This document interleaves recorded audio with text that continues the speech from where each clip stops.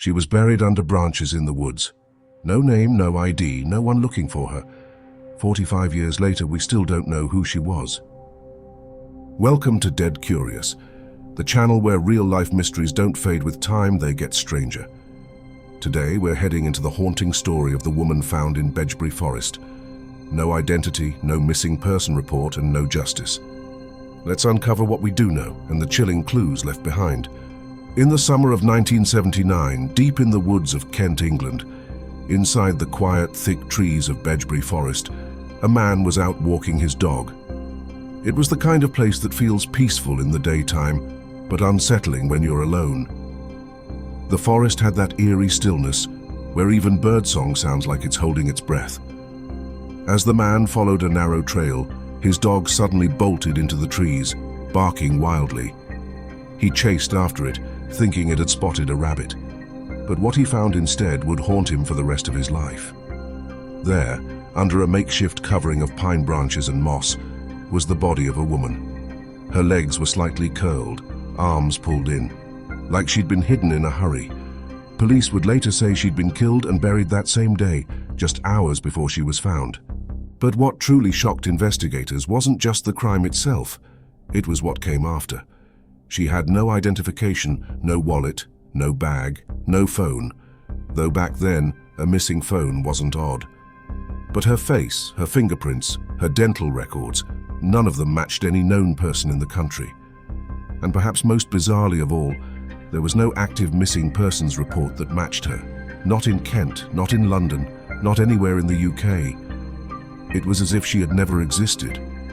She was thought to be in her 30s or early 40s, short dark hair, medium build.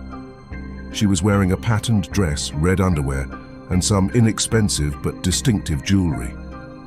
One bracelet in particular looked handmade, not store-bought, the kind of thing someone close to her might have given her. Maybe a child, maybe a partner, maybe someone is long gone. In her pocket were a few foreign coins, one from Turkey, another from Iran. Odd but not impossible for a tourist. Except nothing else about her said tourist. Her cause of death was blunt force trauma to the head. A single violent strike, probably with a rock or something heavy. There were no defensive wounds, nothing under her fingernails, no bruises from struggling. Police believed she either trusted the person who did it or never saw them coming. And that led to an even more chilling question.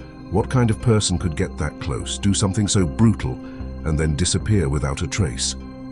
The story quickly made headlines. Police released drawings of her face, sketches of her jewelry, and photos of the coins. They reached out to Interpol, hoping maybe someone abroad might recognize her, and for a brief moment there was hope. Tips came in. A few names were suggested, but every lead led to a dead end. Nobody came forward. No one claimed her, no family, no friends, no past. That silence was louder than anything else, because people don't just vanish like that. Not without someone noticing, not without someone missing them. Some investigators began to piece together what little they had and tried to imagine her final hours. Maybe she arrived by coach that morning. Maybe she was promised work or safety. Maybe someone offered her a ride, and she said yes. The detectives working the case began to wonder if she had only just arrived in the country. Maybe she was part of a hidden population, undocumented, unrecorded, and unseen. There were whispers that she could have been a refugee or even trafficked. The coins, the handmade jewelry, they seemed personal, like small remnants of another life brought here.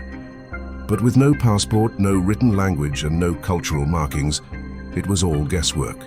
She wasn't the only one. Across Europe, there were other nameless women.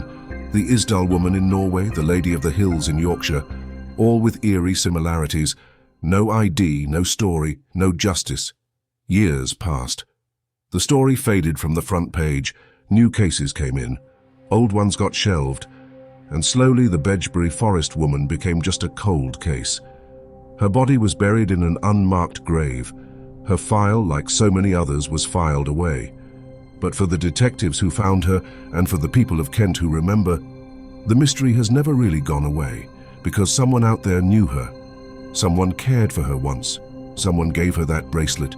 Someone gave her those coins, and someone took her life.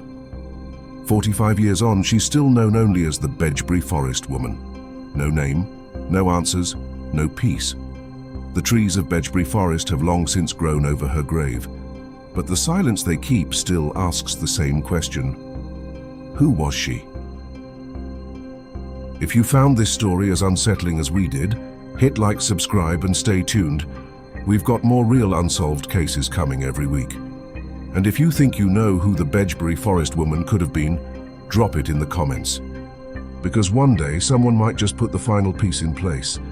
Until then, stay curious, stay careful, stay watching.